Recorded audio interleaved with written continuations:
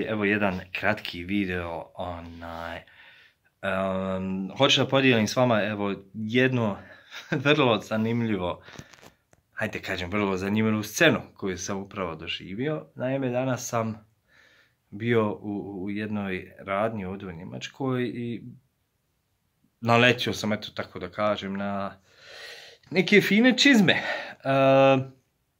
I hajde pogledam čizme, kad, popust, znači od, evo koliko kažu, 60, zapravo kao 60 im je standardna ta neka cijena koju je proizvođač preporučio i oni su to spustili za 20 eura na 39. Mislim, ovako, ukratko rečeno, za 39 eura su generalno čizme sjajne.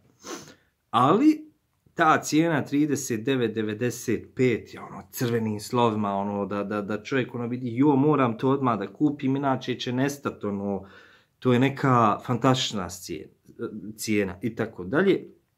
I hajde, eto, ja odlučim da ih uzmem.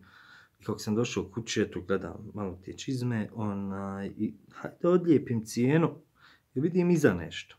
I pogledajte sam to može najbolje. Čisto, eto, pa ću mu poslije. Evo, pogledajte. Znači, ide to ovako. Evo, to vam je ta cijena. Evo, vidite, bude 39,95 i sad sam ja to odlijepio. 39,95. Znači, vi naletite na ovu cijenu, pogledate, bam, crvenim slovima, popust, morate kupiti, brzo kupujte i tako dalje.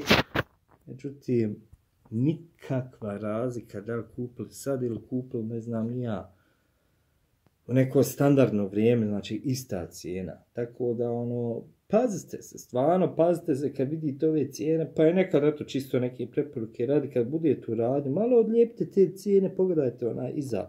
Šta je, da ne budete, hajde kaže, magarci ispali, ko što sam ja sad, mislim, nisam ja magarac ispao. Ova cijena za ovake čizme je po meni sjajna, koža i futrovan i tako dalje, ono, odlična cijena, nema šta, ali, eto, zanimljivo šta je to marketing i koliko jedna crvena naljepnica može da utječe na čovjeka. Eto. Pazite se, čuvajte se i vidimo se, dragi ljudi. Ćao.